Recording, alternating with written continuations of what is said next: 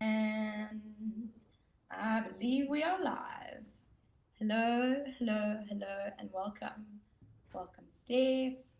Welcome, Alfi. And to Carly, my co host for today. Thank you so much for being here. And welcome to everybody that is watching from wherever you are in the world. Somewhere in Africa, I believe, maybe even beyond that. Um, our guests, are you guys all set up? Can you hear me? Are we clear? Sounds good. Carly, have All a good. yep. Yep. Awesome, guys. I'll give you a very, very, very brief run through of our guests. All I know is that they've both founded a business. They are both UX, UI bosses, and they are both podcast founders. So I'm excited to hear about all of your different flavors of magic today, guys. Thank you so much for being here. It's been a pleasure, the build up, and I'm just looking forward to hearing what you guys got to say. Nice, me too. 100%. It's always a Yeah. bit unpredictable. Yeah, with a pair like us, definitely. Um, cool. Thank you so much, firstly, for having us, Sarah and Carly. I think this is going to be a very interesting one. Um, so I think where to first start before we get into anything at all, I think I would just want to mention, guys, if you have questions, we're going to have a little bit of a segment where Steph and I will talk a little bit about ourselves and our background. But the majority of this, we'd like to sort of leave the conversation open for you to ask questions. So you will probably see from the audience perspective, there should be a button that asks you if you want to do a live call-in. And then Sarah will kind of, if I'm not mistaken, sort of manage all of that as they go in. So drop your questions in the chat or do a call-in. We would love to hear from you guys, and you could maybe get a little bit of your own airtime on this live here. So with our topic for the day, Steph and I kind of started this thing in a strange place. But before we get into the details of what we wanted to talk about, we wanted to do a little bit of role playing for you guys. So, as we sort of mentioned, we're kind of doing this podcast, and we thought, what better way to introduce ourselves, like actually interviewing each other and showing you guys how we do this. And so we are gonna sort of take character for a moment, and show you guys how we sort of do the For sure. podcasting thing, and then we'll dive into the actual topic of the day. Sound good? All right. And so typically we'd be waiting, the lights would be going up. Pew, pew, pew, 3, pew. 2, 1. Hello and welcome to another episode of the Edit Undo podcast. My name is Alfi Oloo, and you are joined with my partner in crime, Stephanie De Beer. Steph, do you want to say hi to the guests? Hello, guys. Welcome to another episode. So glad to be here. So it's a little bit different this time. We are going to be talking about each other, to each other, for your own benefit. And we're going to sort of do a little bit of an interview with each other to give you a bit of an idea of who we are and what we do. And then also dive into some of the elements of why podcasting as a project or as a mission is something that in some ways started off very much as a hobby project and has kind of turned out into many different collaborations. And so, Steph, before we dive into some of the conversation topics, do you want to maybe give us a little bit of your superhero origin story, some of the background, where you trained, and how you got into the space of UX? All right. I'll start with the saying it's a lot more nerve-wracking being on this side of the table. This is actually the first time Alfie and I are answering a lot of questions. So it's going to be a bit of a different dynamic for us. And I don't think we've actually talked much about our own backgrounds actually on the mic. So a bit of brief background. I actually met Carly where I studied, which was at the Open Window Institute in Johannesburg, or in Gauteng rather. And I started out my studies in communication design, kind of thought that was really what I wanted to do. We're very determined when we're young, thankfully so, and naive. And thankfully as well, these institutions, similar to Umuzi, really encourages learnership in the correct environment. So the context of an actual internship or like some mentorship with someone that's already in industry. And I did that during my third year of studying communication design, and luckily they had no idea what to do with me as an intern at Aqua Online when they were still up and running. And there was one senior designer that kind of took me under a wing because no one knew what to do with me. And they just threw me into a project to help do some UX design for the Mercedes-Benz Vito van launch, the iPad microsite. And I had very little UX UI experience at that time. But after 6 weeks, I went back to Open Window and I was like, I can't now like just stick to comm design. This is like my love baby now. I'm so in love with this. So I actually stayed on for another year to double major and complete interaction design as well. And after that, I was very lucky and fortunate. And I think the reputation of Open Window, of course, helped me so much that I landed a opportunity at Ogilvy, the advertising agency. And this was a dream opportunity, and it probably still is for many people. And it was a great learning opportunity for me, but definitely not the place I wanted to be. So after about 11 months, I realized that this was not quite what I wanted to do. Advertising was not as focused around the user's needs as human-centric design, because it's more around marketing and selling a product rather than thinking about the consumer needs. So I then started building up some freelance clients, and I gave in my resignation after 11 months of a first full-time job to start freelancing full-time. And I've had this very bad and good habit of taking these big risks. Thankfully, also early on in my career when I didn't have a car, things you have to pay and too many responsibilities. And I kept freelancing for about 5 to 6 years. And that taught me so much. I think that's another reason why I say yes to podcasting, because as soon as you start freelancing, you realize how talking to people and building your network is probably the most important thing you can do in your career. If you think about technical skills, you can learn that at any given point. When you get to 50 and they say the industry has changed, the tools has changed, great, you can just do a short course, do some YouTube videos, and you can upskill your technical capabilities. But in terms of your soft skills, for instance, networking and talking to people, that's not something that you necessarily can do very easily. It's something you have to practice. And I'm so thankful, or fortunate and thankful, and I've said that a lot, that I did that early on to really kind of hone in that skill. And I'm still kind of doing that, but getting more comfortable with being uncomfortable talking to people, which is at least where I'm finding myself right now.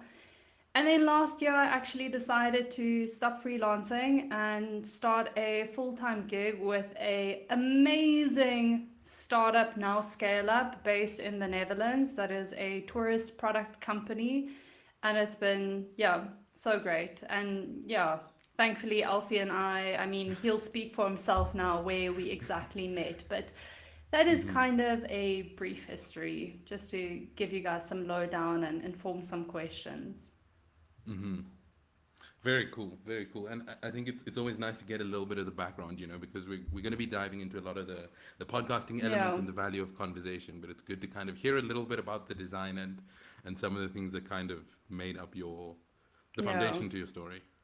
Definitely. And I think, Alfie, your story is probably a lot in contrast to mine, because I was obviously so in love with studying. I stayed on for another year and a half to do a double major because I found what I really like to do. So instead of doing it, I decided to first specialize in it and educate myself in it. So maybe you can share with us a little bit about your particular background and how you became, well, now a retired UX designer. Early retirement.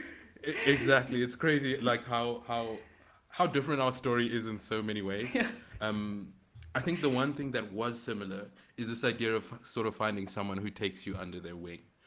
I was studying multimedia at the University of Pretoria. I was born, well, I grew up for the most part in Pretoria. And so I studied there, and a lot of my network, a lot of the people I knew were there. Now, I was never really the best student. From primary school even, I you was. could already see the signs. You could see the signs back then, and it sort of just like the writing became clearer on the wall as the years went. And so, around my second attempt at second year, I decided to do well, actually, to be 100% honest, I don't say this a lot, but my mom pressured me into doing work experience during the holidays. Like, not only are exams like something I need to deal with, I also need to work during the holidays.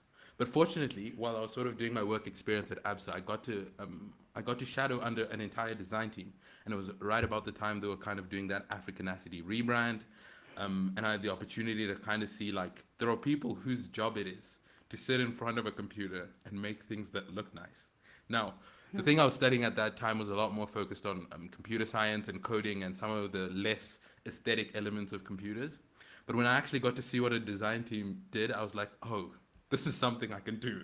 Like I can step away from all of the studying, all of the exams, all of this like things that didn't necessarily play to my strength, and I could step out and do something that I enjoyed. And so, as a person would who is very risk averse, I decided to stop going to classes and teach myself how to design using YouTube videos and some of the like resources that people around me had. And that's how I initially started to sort of develop the skill set. And so my first job also was in advertising. I worked at an advertising agency called King James. And I think that's where sort of like this idea of building networks started to become really important to me. Because I think it was in that first job that I connected with a lot of the people who, in a sense, I'm trying to be a retired designer now with. But so fast forward from there, I spent about 3 years later again in ABSA. I'm working on the app team where Steph and I first met. And I think that's where this kind of like this story really took off. And I think, when we were working in the app team, one of the things I sort of realized is one of the things that's really valuable about a collaboration is having someone who's got strengths where you're weak. And I think, based on what we've talked about so far, you can already see there are some elements that I lack that Steph is really strong in, and the same vice versa.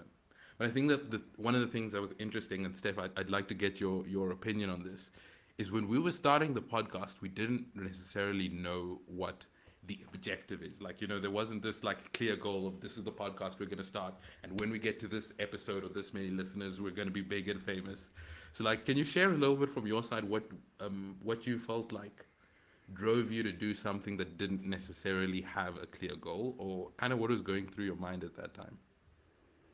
Yeah, I think just sitting here talking about our bit of our backgrounds and how we ended up here has actually, it's the first big time I'm actually reflecting on our journeys together in parallel. And it makes me realize kind of the one core value where we're very similar. And that's probably why I said yes and probably why you said yes. And we kind of just took that leap is we're both very in tune and trusting of our intuition, our gut. So for instance, I resigned at 11 months because I knew I wanted to do this thing, or change majors because I wanted to do that thing. So I did it. Even though our paths were very different, we were both really in tune with this is what my gut is telling me I want to do. So I'm going to follow through with it, even if it means a big or small risk. And that's actually quite nice because it makes me now, to your question, what I was thinking at the time, and maybe that was it, right? The synergy of someone where you can kind of feel they share the same values, but they maybe express some of them in a different way. But there's something that you can trust in that person. And to what Alfi said, when we committed to starting a podcast, we had no end goal, outcome, or anything in mind, even a vision really, when we started. Very similar to all the other decisions I've made in my life. I kind of just say yes first, figure it out later. That's kind of the strategy. And that's kind of the same strategy I applied when I thought about our podcast. Like, cool, let's start. Maybe once we kind of get the ropes, we'll figure out what it is we want to do. Because personally for me, I don't always see the value of having a vision or an end goal first before you figure out if you actually enjoy the thing, if the thing brings value to your life. So for instance, exercise, instead of having a end goal, rather start exercising, figuring out if it brings you any joy, any benefit, and then figure out, let's manifest now an end goal or a vision. And Yeah. did you, like, what was your experience in that very beginning? I have to say, and I love all of the people at ADO, the Absa Design office, but I have to say, like, there was definitely a sense of me kind of getting a little bit bored with the day to day, just designing an app every day, just kind of like going through the same motions. And like I've always been a person with side projects, and I still am a person who always has side projects. And I think this was one of the ones where I sort of felt I'd be able to train a set of skills that I don't get to use very often. Being a designer, you're sitting behind your computer most of the day, and as much as we tell ourselves we go out and do user testing, like the amount of time you spend behind your computer is not the amount of time you spend talking to users. And being the extreme extrovert that I am, I was looking for any kind of excuse to, to engage with people and to broaden my network, but also start to develop the skill of speaking in a way that's competent and entertaining, but also informative. And I thought like a podcast was a great way to train that skill. So I guess I had a vision for me and how I wanted to change, but I didn't really have a vision for the podcast and what I wanted it to be. And I think it was in seeing how I could grow that I was really sort of driven to chase this down further. Yeah. And when we did those first couple of episodes, and we very quickly realized how easy it was to get guests on the show. People are very eager to talk about themselves, have someone listening, or just share their life story and journey in the career. It became not necessarily an obsession, but when you are let's say you're a junior designer or a junior, whatever your role is in a company, you're just at the beginning of your career, getting exposure or access to really great people, like the thought leaders of that industry, is exceptionally hard, because you're probably just, dealing with the middle people, and then maybe that goes, it's such a ladder, the hierarchy, and this way we got to just randomly invite some of the best thought leaders of different industries and have a very intimate conversation with them. And that became, I think I saw that value really quickly, and that kind of drove me to keep on doing this as well, and making sure that instead of having episodes where it's just Alfie and I having chit chat about our lunch decisions, having chit chats every single episode with a different person. Definitely. So I think, we've given you guys a little bit of a view of what it's like when you're sitting in with us in a podcast. I think we tend to somewhat get carried away with the whole conversation, me especially. But one of the things we're hoping to do is not just to do a live podcast in front of you, but actually have you guys engage with us in terms of questions. So we've got a couple that we wanted to tackle and hold a conversation about, but we would love if we could get some questions in the chat as well. But before we do, we are going to close off this sort of character scene. And so I think we are going to say thank you very much for tuning in to this episode of the Edit Undo podcast. Till next time. See you next time. And break character. This is usually where Stephanie becomes the introvert again. Really, Steph? You're an introvert? Oh, yes. Yeah. First, thanks. Yeah. So I think like one of the things I just want to reiterate again. I see one little message in the chat, but I definitely encourage guys, if you want to call in and have a little bit of a little bit of screen time, or if you're feeling shy or are in the middle of some of your Friday activities, feel free to drop something in the chat. Just a little bit about questions about podcasting. If you've got a question about design, feel free to share that too. But I think, Steph, one of the elements that I think would be cool, and Sarah and Carl, if you feel you guys want to contribute, absolutely feel free. But I think one of the things we wanted to share a little bit more about is the idea of using something like a podcast as an engine to build a network. And I think an interesting place to sort of start is why building a network is even important to begin with, and kind of how we saw this idea of podcasting sort of playing into that. Steph, I don't know if you want to give it a first stab or if I should go for it, because I do have a couple of thoughts. Go for it while I get my thoughts together. Cool. So one of the things for me that I kind of realized at the beginning, you know, especially because I didn't go the traditional education route, the thing that I sort of realized is if I'm not going to be able to have the degree to pull out in each interview that I have, and I'm not necessarily going to be able to use a specific name of a university, I was going to need to have something else. I was going to need to be able to stand out in some or other kind of way. And so I alluded to it earlier, but one of the things, the reasons I think sort of building a network is something that I consider to be important is because people often make decisions based on either people that they know or relationships that they have or connections that they have. Like a great marketing video is good, but if someone who you really know and trust gives you a recommendation, that holds a lot more weight. And so I thought about my network in a very similar way. It's like, you know, if you're going in for an interview and the first time people see or hear about you is where they look at your CV, it's like, yes, they'll consider you based on the CV and the things that they're sort of seeing. But if they know you from a context outside of that, and they've heard you speak to them like through a podcast for like an hour, it's a completely different ballgame because they've gotten to see how you behave, they've gotten to see how you speak, they've gotten to see how you think. And so I think that's kind of like one of the things that I really thought was valuable about building a network, and specifically a methodology that actually allows you to converse and engage so often. So I think that's kind of maybe answering a bit of both of the questions, but I don't know how you, and I mean, especially thinking about freelancing, Steph, that's probably a place where you kind of do need to lean into your network a little bit more. Yeah, and I think maybe that is exactly when I kind of realized the value of networking.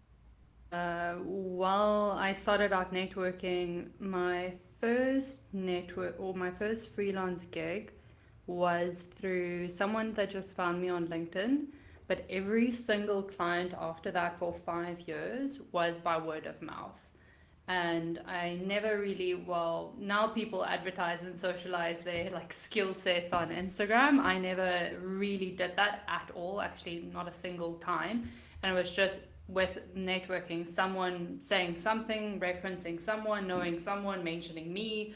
And that really made me realize, firstly, the impressions you leave on people can have a big ripple effect, good and bad. And just that you can always leverage that person again in the future. And maybe not necessarily in a selfish way, but if you do a favor for someone, that can really help you in the future. So if there is someone in your network that really needs some advice, really needs to get something out quickly, or just have a chat, or do something like this, for instance, you know, we asked Carly for a favor by coming onto our podcast, and she leveraged that favor back by getting us here today. And that is exactly that mechanism that makes it really powerful. And yeah, I think, you know, Alfi, you and I also chatted about it a bit at the Sofa Stories event about the concept of networking. It's such a weird word, and there's so many perceptions around what networking is. Should it be like small talk and mingling? And, you know, I think the way we do it is obviously is a lot different, and we made that possible for ourselves because we don't necessarily like going to office parties and stuff. I was never the person to join for drinks after on a Friday ever. I avoided it. I'm sure Carly, even when Open Window had any events, you never saw me there. I went straight home. I cast my memory back that long ago.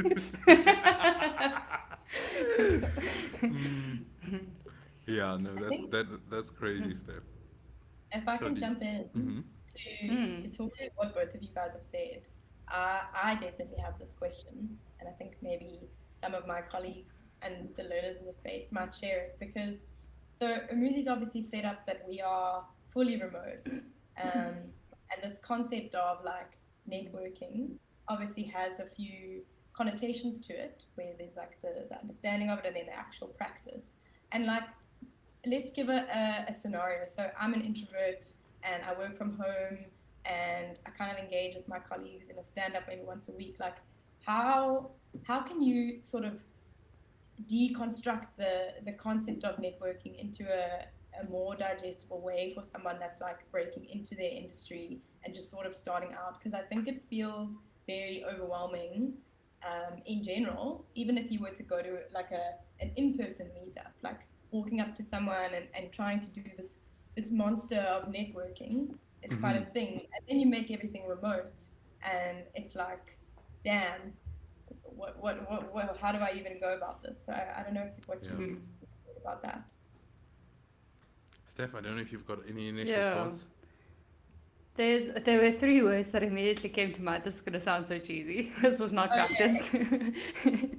The first one for me is, and Alfie and I chatted about it as well, is I'll explain the three words, but I'll first say them. The first one is validate, then engage, then connect.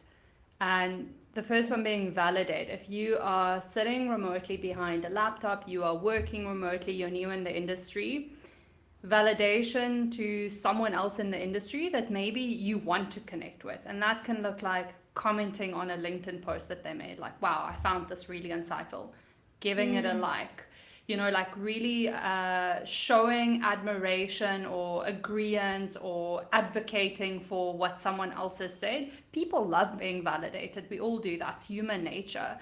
And as soon as you validate someone's emotion, feeling, opinion, it opens up room for engagement. So maybe you've done that a couple of times, and then after like 3 times, you also become more confident to maybe then, instead of just liking a LinkedIn post, asking a question. Maybe you don't agree with the opinion, like, what do you think of this? Maybe they reply, maybe they don't, but it's also building that confidence up in yourself.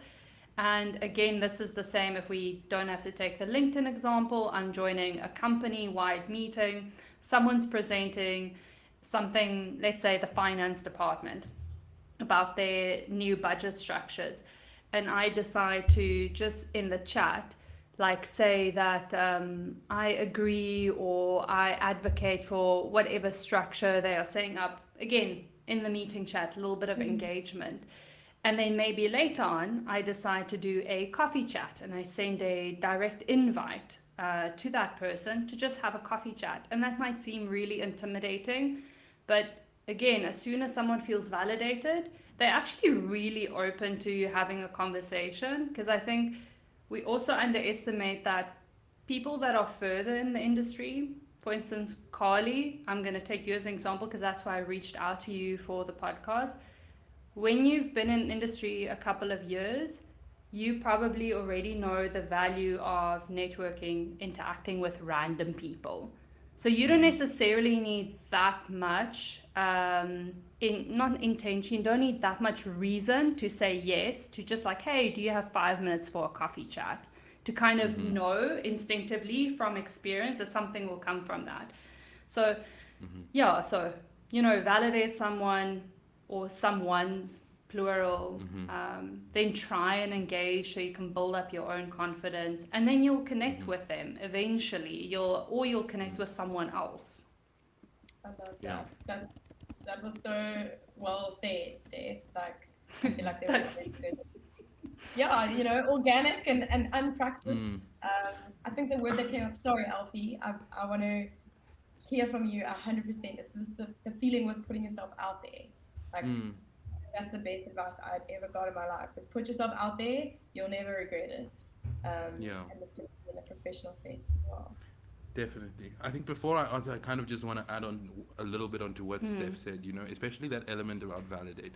One of the things that we hear so often while doing the podcast, because, we get to speak to all kinds of interesting people, from business founders, people who are kind of like, pastry chefs, like all over the spectrum. And one of the things that's been so interesting is every time we kind of like go off air at the end of an episode, there's like a moment after the episode where the person kind of looks out in the distance and just says like, I haven't had the chance to think about my own story in that level of detail for a really long time. And what it almost lets you do by actually asking a person a question and genuinely caring about the answer, is you give them an opportunity to relive some of the things that are noteworthy about their life, some of the things that they've achieved, and some of the highlights of their career. And what that does, funnily enough, is it allows them to, in some way, almost relive that. And so I think there's something definitely to be said about that validate element. And maybe, to try to make it even that step more tangible is like just asking people questions and genuinely caring about the answer. There's like, hi, how are you doing today? Like that's a question that almost doesn't leave very much room other than I'm fine, thanks. But saying, for example, like, how have you been sleeping lately? Like maybe that's a little bit of a Yes. random question and may seem strange, but it leaves the person some room to answer in a way that's personal, in a way that's like, you're asking about how their life is in a specific time bound, period, and it allows them to actually share a little bit about themselves without having to answer the largesse of how are you doing generally in life. So I think kind of being asking questions and genuinely caring about the answer, I think, is one of the things that can help. I think the other thing to do, which is interesting because I guess people often who struggle with networking find themselves to be a little bit self-conscious when they're in that space. And I think sort of clearly defining what it is that you're self-conscious about and then setting goals against that. It might sound very strange, but it definitely helps, because at least one of the things that I found, and especially when you're in a room, because I might be comfortable, let's say, on a podcast, but if I'm in a room with a group of people who I don't know, who, let's say, are really accomplished, like those same sort of nerves come right back. And so when I'm in that kind of a situation, what I sort of tell myself is like, okay, when I leave this room, what is the thing that I would like to be able to say I achieved?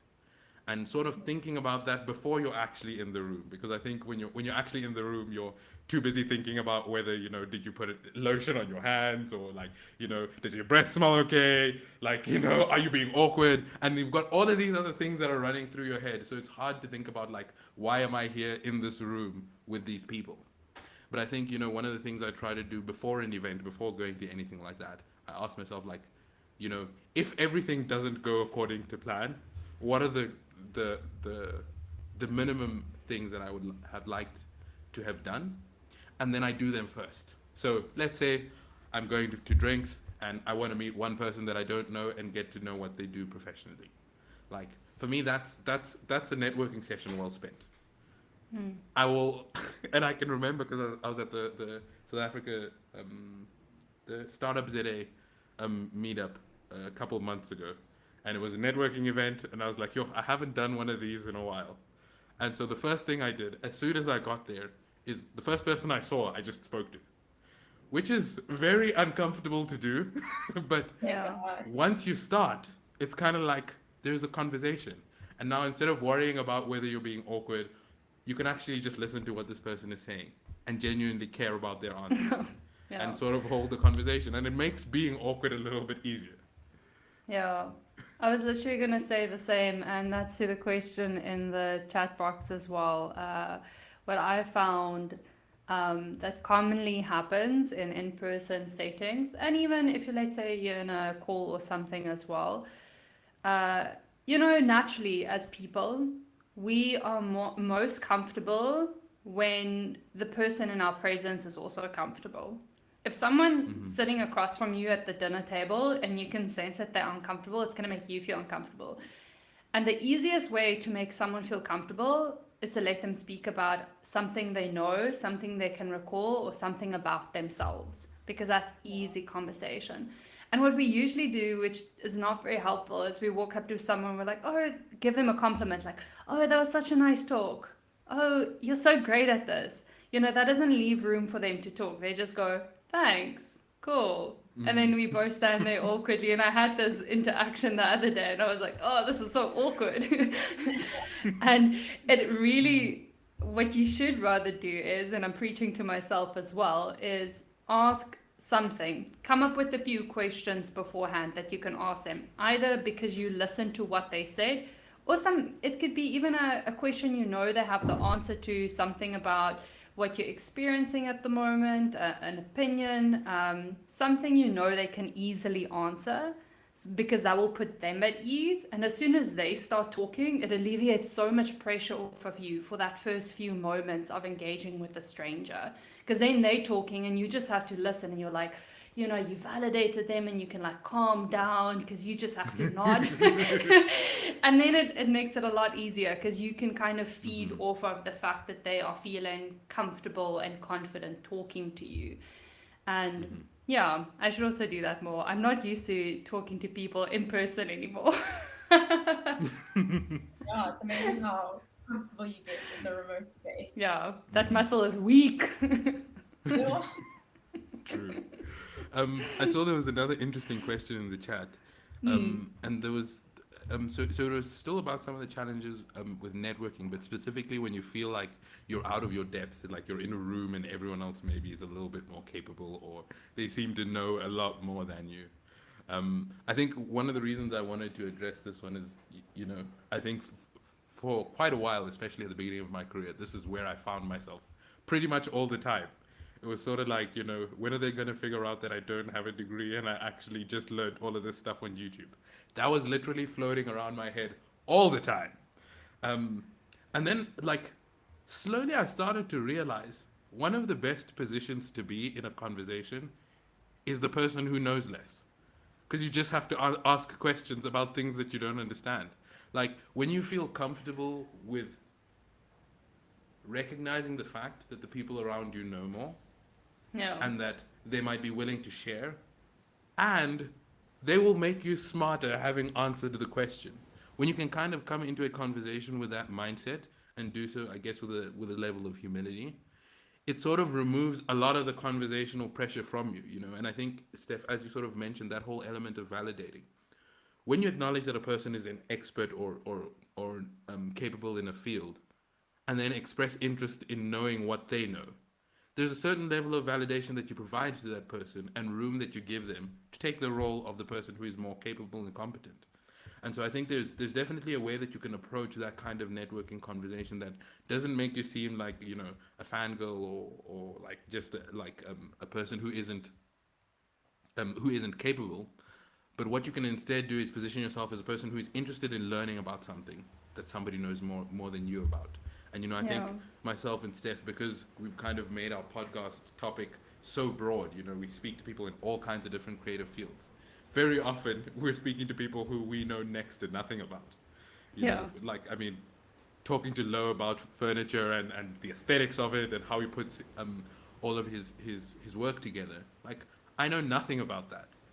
But genuinely being interested, genuinely caring in the answers that he provides, and using the knowledge I have to sort of guide those questions is a great way to kind of engage in conversation in a way that's positive for both people. Yeah. I see Destiny also asked a question in the chat around how universal the advice is. Like, does it apply across cultures and continents? You know, I think there's obviously always nuance in cultures. Like, some cultures are maybe a little bit more closed off than other people. From speaking just from my experience, if I talk about the podcast, Alfie and I did in the beginning have a lot of international people on the podcast. And those are not people we knew personally as well. A lot of them were literally like Manuel. He is a very famous art director based in Spain. And I just found him on LinkedIn, connected with him, sent him a message a bit about his work, and he was so keen to talk about his work. I think when people are proud about their own work, they want to share it, they want to talk about it.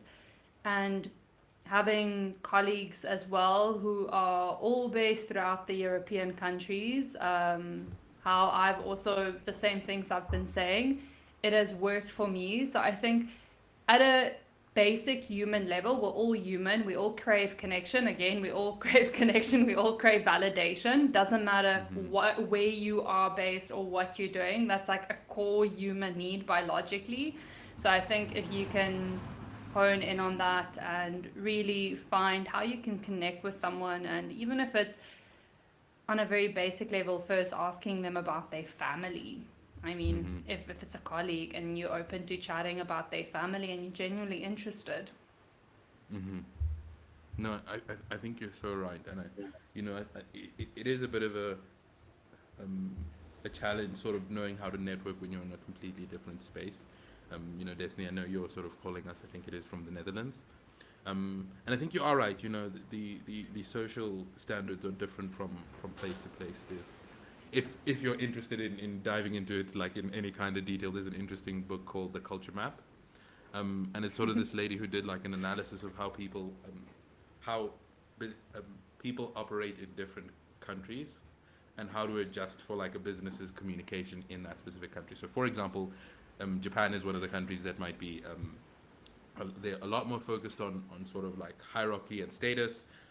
There's a lot more credence paid to honor and respect, and maybe not being as direct and as harsh, while America might be on the other side. And so in this book she kind of does like an outline of very many different cultures and how to sort of approach them, and sort of puts them on a scale. So that's maybe just a little bit of an extra interesting thing to look into. But I think talking a little bit more practically, I think this idea of coming into a conversation with a student mindset again comes into value when you're going into an unfamiliar space. And I would say, like, regardless of whether people are more competent or are just different, coming in wanting to learn and being humble enough to admit that you don't necessarily know, is a great way to kind of navigate an unfamiliar space or a culture that maybe is a little bit different to your own. And so I think that's kind of how I'd approach it. I think, and we heard this at Sofa Stories as well, that generally when you're a student and you're starting out in your career, you assume you have no value to add. And as soon as you realize that is not true, the better you'll be comfortable and confident when you engage with people. Because the fact that you are new in industry means you do have value to add, because people already in industry would love to hear how the people are thinking coming into industry. I mean, you can change the way they think, you can change the way they work. So yeah, just know that you do have value to add. Mm-hmm. I love how I think it's coming in the chat as well, but just how like realistic and practical these things that you guys are sharing are. And I also love that you're not saying that you need to now go and acquire this like large amounts of knowledge before you ever stand a chance at like being able to show up at an event and make some good connections. Like pretty much it sounds like what you're saying is it's okay to be authentic. In fact, you should be. And acknowledging that you don't necessarily know as much is maybe a power move. Like that's where you can be, and I think that's so rad. So rad. 100%. And one of the interesting things, partly because the podcast and a couple of other things as well, I've gotten to connect with a couple of authors, so people who write in sort of like the non-fiction space, so like business books and stuff like that. And one of the interesting things they say is like, so often people come with the mindset of like, I need to tell you how great you are, and I need like, and it's like, it's nice to hear, but it doesn't leave you very much room to like engage with the person as the person who's written this book. Because I imagine you get this invitation to come and maybe speak at a specific event. You come there, you don't know anybody, you give this talk for like 40 minutes or whatever it might be, then it's over, and you still don't know anybody. And sometimes really all they want is just to not feel like the spotlight is on them. And kind of by just being authentic and genuine, you can almost break down that wall. Now, that obviously is a skill that's developed over time, but I think it's still rooted in this idea of kind of just coming in, wanting to ask questions and being genuinely interested. Yeah, and at the very beginning, Alfie was asking the question what did we know what we wanted to achieve when we started this podcast? And I think we both knew that we didn't know what skills we would necessarily learn doing podcasting, but we knew instinctively that whatever skills you learn in any side project, whether it's pottery, you'll learn gentleness and patience there. That's my recent hobby. But we knew that skills are transferable, so transferable. So it doesn't matter what side project you decide to do, that skill will be transferable somehow, somewhere, someday to your current career, to your job, to your relationships. And that makes it valuable to try out and pursue. No, 100%. I mean, a very practical example of that for me is like sort of stumbling my way through this podcast partnership with you. One of the things that it really helped me do is develop the confidence to start public speaking, because I think I'd always loved public speaking. I loved debating, and it's something that like in my mind I could see myself doing, but I just didn't know how to start. And what podcasting basically got me to do is become better at just having to turn on the camera and start talking for an hour. And we like at a point we're doing that every week, sometimes even more than once a week. And I started to build that skill and capability, because what it also helped me do is like learn how to turn my thoughts into words on the fly. Now, it may seem like we do that pretty much from kids, and we're always kind of doing that. But I think what I sort of realized is I could have maybe like social conversation relatively easily, but talking about, let's say, something academic, or talking about like something that's somewhat more complicated, I struggled quite a lot with. And so the podcast kind of gave me the room to practice that skill, and it's now usable in from the perspective of doing talks at conferences, at sort of fireside type chats like this. Our very first event that Steph has alluded to a couple of times, called Surface Stories, which is something that we try to do that is different from what I think a lot of other events and conferences are hosting. And so I think kind of going into this knowing that you're going to develop new skills, one of the reasons that I'd really recommend it is even the things you think you're going to learn are only scratching the surface, because it's only when you're trying them and you're struggling and you're figuring it out that you realize how these things can be reapplied. And I mean, a great example is like our ability to ask each other questions and have a conversation is so useful when you're doing user testing or stakeholder management, like in the practical things that we need to do in our jobs. Those same tasks become a little bit easier by the things that we're practicing in the podcast. Yeah. And I think we also mentioned a little bit about how we kind of started without a goal in mind. And you might wonder, cool, so what kind of drove us? What do we keep on doing? And I think that's kind of the key for any side project that you do, is consistency. So that was probably the only thing we did focus on, because it's also really hard to see what skills you will develop if you're just going to give it a try twice and then give up. It's really just being consistent, and that's kind of the thing we married ourselves to, especially the first year. The first year we took 4 weeks off, so every single week, I think across the entire year, we did an episode, except 4 weeks.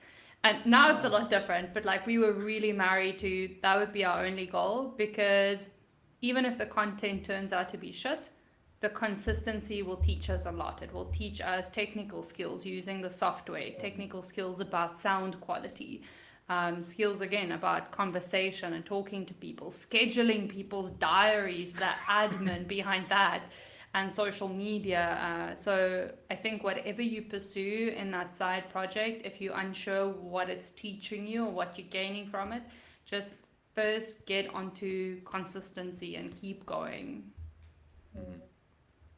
Yeah, that's such good advice, man. It's got so many benefits around the clock, I feel. Yeah. And often where people fall off. Sorry, Alfi, go ahead. No problem. I'm sorry for interrupting you there. There was just one thing I wanted to add before it sort of left my head. So the one thing I did want to touch on, because I think there are a lot of people who might be listening in who might think like maybe a podcast is a little bit out of my depth.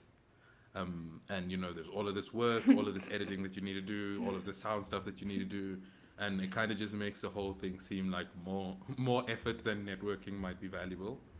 And I think one of the things that I really wanted to focus on is finding a medium of communication that fits with you, because I think, and it really took maybe like the first 25 episodes for me to really realize this. The valuable thing isn't the content that you're going to post. The thing that's valuable is having an hour conversation with another person. And, I think that doesn't necessarily have to be in the form of a podcast. And it also doesn't necessarily have to be an hour long. It could be, you decide you want to do a LinkedIn post once a month, and you would like to have a guest who you just speak to and you interview them, and then you just inform that in your writing. But having something that allows you to almost systematically do a little bit in terms of networking. Because there were definitely months and weeks where I was just like, I I need to make sure I schedule a podcast session. I show up for the podcast session, and that's all I think about in terms of the podcast session. There's no like greater goal behind networking or anything like that, because we'd been doing it for so long and developed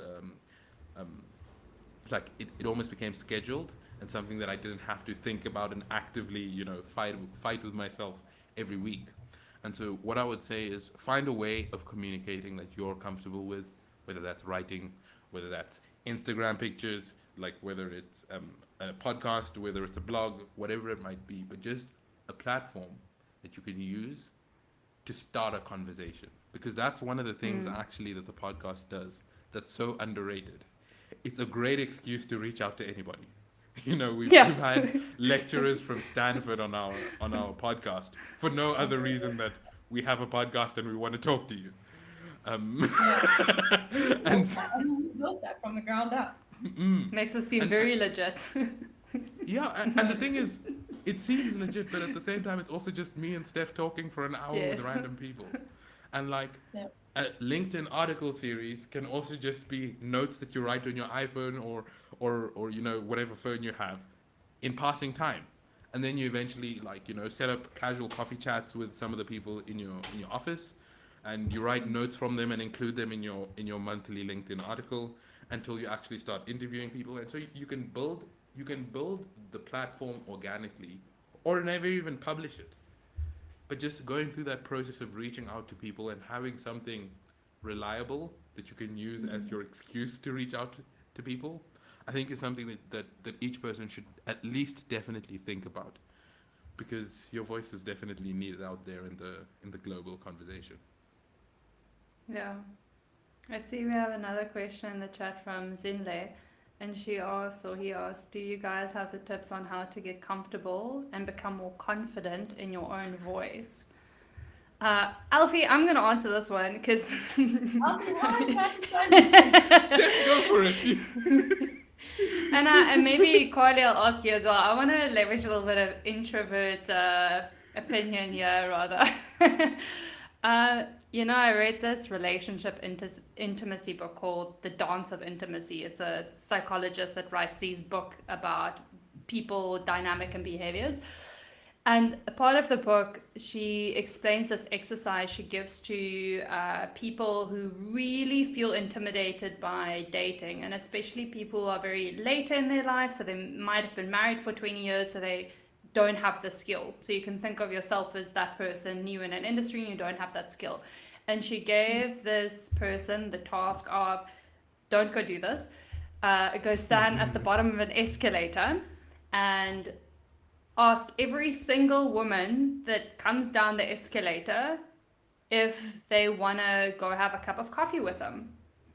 And the point of that exercise is to firstly get comfortable with the fear of failing, or get comfortable with failing and rejection, so that he had to stand there, I think, for 4 hours so that he could at least get rejected by 40 people. And after he did that, he was like, screw it, I'm going to really go ask the girl I actually wanted to go on a date with, to get more comfortable. So it's like practice, firstly, like doing it a lot of time. I don't think there is a shortcut to getting confident and comfortable in your own voice. There's not like a quote I can give you and then you magically feel like you can become your voice. It is just practice, and the more you do it, the more you get comfortable in it. Carly, I really want to hear what you also have to say. Is this because you think I'm an introvert as well? Because I don't know if you know me, Steph. Slightly. But I'm really not. I can be shy, but I'm not an introvert. As a friend and a colleague of Carly's, I'm going to just vote no on that one. But I do get a bit shy sometimes. Now the whole Maybe it's world because knows. I just know. Yeah, see, maybe it's because I just know with your master's degree you were stuck at home. So I was like, this is my person, just stuck at home. I mean, it didn't end well for a lot of people.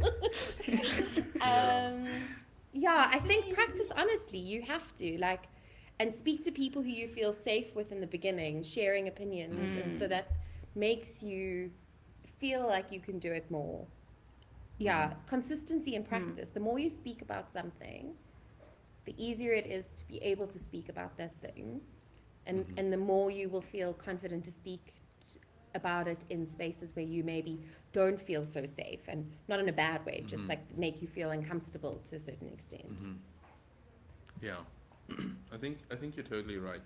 I think what I'm gonna say is maybe a little bit counterintuitive, because my perspective, I'm gonna answer the question first literally, actually getting comfortable with the sound of your own voice, because I am still not comfortable with listening to No. myself speak. Like That's the point. every time we have to listen to our episodes, when I talk, I'm just like, Is that Cringe. what I sound Why? like? No. But I think the interesting thing is I've kind of got into a space where I'm just like, I'm gonna be uncomfortable with my voice, and that's okay. And so in some ways, I think that's how I kind of became comfortable with it, speaking from a literal perspective, is just understanding that the way you hear yourself is not the way other people hear you. And you can also actually take that from like a literal perspective to the metaphorical perspective. Is like how you see your voice or how you're presenting to everybody else out there. Like the running commentary going in through your head isn't the same thing that people are actually thinking and seeing about you.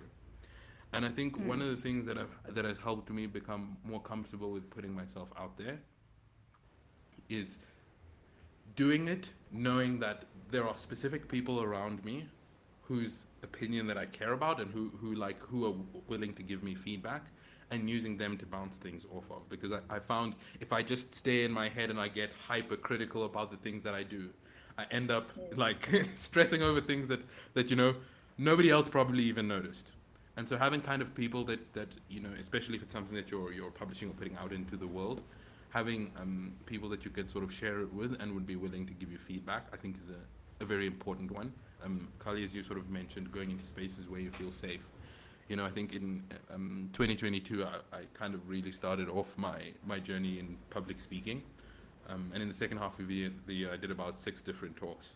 And before every talk, like Stephanie has been my guinea pig sometimes, a couple of different other people, where I just asked them to sit with me and allow me to look at them and go through my talk. Because even just the body language that you get when you've got somebody else to the communication through body language that you get when you're talking through something and getting somebody else's honest reactions and feedback is a great way for you to see how to improve without getting hypercritical about yourself. And so I definitely say you should practice, and the thing that helps making practicing easier is having somebody to practice with on an ongoing basis. Because there won't always be a chance for you to do something in a public setting, for example, but maybe you find one friend who you can rope into going out for coffee every now like on a set schedule, and that's the place where you tell yourself, I'm going to practice being a little bit more social than usual and a little bit more outgoing than usual with this person. And that way you also make it like a thing where every time you go to a coffee shop, you're not trying to convince yourself to talk to every kind of stranger. So yeah. I think it's, you know, what you made me think of is also not necessarily practicing in one way. So for instance, if you want to do a presentation or a TED Talk or whatever, you don't necessarily just have to practice by repeating that presentation or TED Talk to someone, but kind of practicing in micro moments throughout the day. For instance, when we started the podcast, I was quite intentional in some of my meetings to be more of a listener and kind of practice that skill a bit. So like use other opportunities and moments throughout your day to also practice that skill so that you don't have to do it all at once. You can do it incrementally and then kind of just get used to it, like in safe spaces. Like a meeting was for me in that sense a safe space to kind of practice the active listener and ask a question last in the room, for instance, to get other people to speak more. Nice one, guys. I feel like there's definitely a full circle sort of theme coming into what you're saying, and by the sound of it from our audience, it's been so well received. Can we have more hour-long chats every now and then? Such a good way. The introvert needs to go sleep now first. Yeah. Okay, I'm done. But I'll reach out. But it's just from our side, thank you so much. I love the style of this has been so real. It's just been a real back and forth. And I think that makes a big difference for the people watching, for the people on the call. Thank you so much for that. And I'm glad that you are connected to Carly and connected to Umuzi in different ways. And yeah, just so glad we've gotten the first episode of this off the ground, and we'll see what comes next. Nice. Most Thanks so definitely. much, guys. And thanks for having us. Thanks for having us. And I think we'll definitely have a follow-up from this conversation once Steph has had time to recharge that social Well battery. rested. Recharge that introverted battery. Whole weekend. Weekend plans cancelled. That's all it takes. That's all it takes. Nice. Thanks so Thank much. you. It was lovely. Thanks, Alrighty. guys. Cheers. Thank you. Bye. Bye.